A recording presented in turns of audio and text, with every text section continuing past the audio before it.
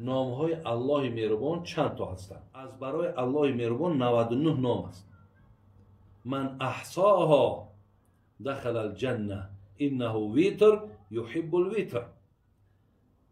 برادرای عزیز، میگه هر کسی که همین 99 نام از یاد کند او داخل جنت میشود. الرافع، المعیز، المذل، السمیع، البصیر، الحکم، العادل، اللطیف، الخبیر، الحلیم، العظیم، الغفور، الشکور، العلی. شما از اینترنت هم میتونید نویسین نامهای خداوند، خودش میبراید. داروخانه شفافرما داروهای طبیعی را به شما پیشنهاد میکند. اپیمیدیون پاستا برای با قوت کردن مردانگی بدن، شخصانی که بی‌فرزندند، بلند برداشتن فویض اسپرم، خون گرفتگی پا و رگ‌کشی و همچنین برای حوصله را بلند کردن. مزه هنزل برای درد میان، دست، پا، ریماتیسم. روغن خلبه برای خون گرفتگی گرده، پیشابدان، پروستاتیت، سنگ و نمک گرده. سمیانوند برای اشتها و بزبله شدن. اینها سبب خدا شفا فرما همه راضی شما. سوال دیگر آمده است. طرز نماز حاجت را بیان کنید. یک نمازی هست برادرای است به نام نماز حاجت. آیا همین نماز حاجت چگونه خوانده می شود؟ بازی در دست من سنن ابن ماجه است.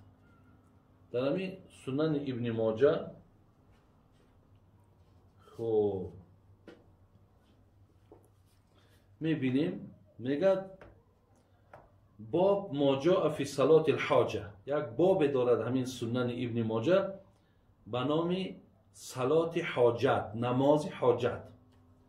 اینجا دخیل که دیگه همه این راوی را من از سوید ابن سعید آمدگی تا دیگر از پیامبر میگه من کانت له حاجت الی الله او الی احد من خلقی. اگر میگه شما حاجتی داشته باشین به سوی الله یا حاجتی داشته باشین به سوی یکی از بنده‌های خدا، یا حاجتی میبراید یا ضرورتی میبراید، چو کندر کن فلیتوضا ولیصلی رکعتین، طهارت کن، میگه 2 رکعت نمازی حاجت بخوان. ثم لیقول، بعد از اون وقتی که بود کردی نمازی که بود کردی 2 رکعت، 2 رکعت نماز نافله، نگیم 2 رکعت سنت بامداد بگیم، فقط همون نیت کردم میگذارم 2 رکعت نماز حاجت. روی آوردم به قبله، مثلا قبله به جهت کعبه، الله اکبر. بعد از اون 2 رکعت میخوانی، رنگ همین نمازهای گفتم که سنت میخوانیش. بعد از اون که بود کردی، بعد میگه همین دعا را بخوان.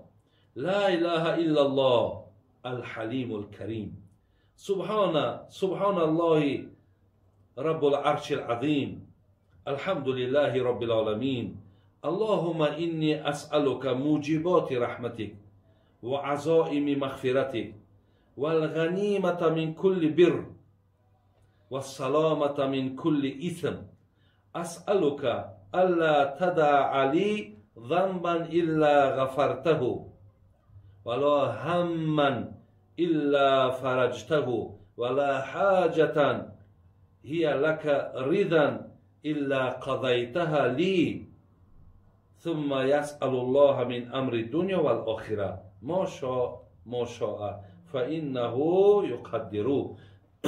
این دعا را که خواندن، بعد همین دعا را خواندن برادرها و خواهرای عزیز، همون چی مقصدی که داشتین، همون چی نیتی که داشتین، چی حاجتی که بود، حاجت فرزند بود، حاجت مقصد یگان مبلغ بود، حاجت یگان خانه بود، حاجت یگان آشتی کردن بود، حاجت یگان سفر کردن بود. بعد از اون دعا را کردی، بعد همه را از الله مهربان بخوا. انشاءالله خدای مهربان طریق نمازش پیامبر ما به ما تعلیم داد، خدا خواهد ثواب میگیریم. اینجا در گفته است که بابای آجی نامهای الله چند تا هستند؟ نامهای الله مهربان چند تا هستند؟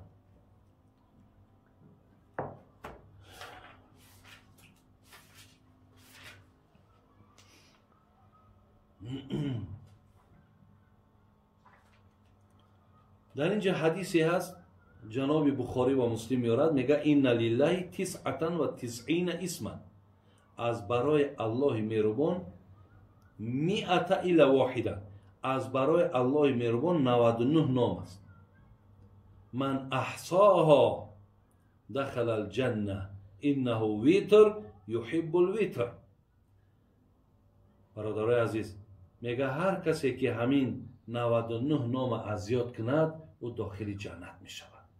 شما در اذکار صبح یعنی ذکرهای سحر در همین ها را اگر از خود کنید بهترین می شود. ببینید در بسیاری از کتاب ها هست. شما از اینترنت هم میتونید نویسین نامه های خداوند، خودش میبراید. همین را نویسین. ببین من حاضر برای شما میخوانم. هو الله الذي لا اله الا هو الرحمن الرحیم الملك القدوس السلام المؤمن المهيمن العزيز الجبار المتكبر الخالق البارئ المصور الغفار القهار الوهاب الرزاق الفتاح العليم القابض الباسط الخافض الرافع المعز المذل السميع البصير الحكم العادل اللطيف الخبير الحليم العظيم الغفور الشكور العلي الكبير الحفيظ المقيت الحسيب. این خیلی آمده برادر عزیز. همینجا 99 نام از نام های الله هست. شما هر سحر باید این را خوانین. اگر حفظ کنین، پیامبر میگه کسی حفظش کند او داخلی جنت می شود. من در اینجا صحبت من برادران عزیز قطع میکنم، زیرا که گفتم که در ابتدا که تا توانایی تا چقدری که قوتی که دارم من برای شما صحبت میکنم. مادامی که در خودم خستگی را احساس کردم زین لحاظ صحبت قطع میکنم و انشاءالله باز در روزهای نزدیک سوالهای باقی که در پیشم دارم من برای شما انشاءالله جواب میگردانم. الله مهربان همه شما را عمر دراز دهد، ایمان کامل تون دهد.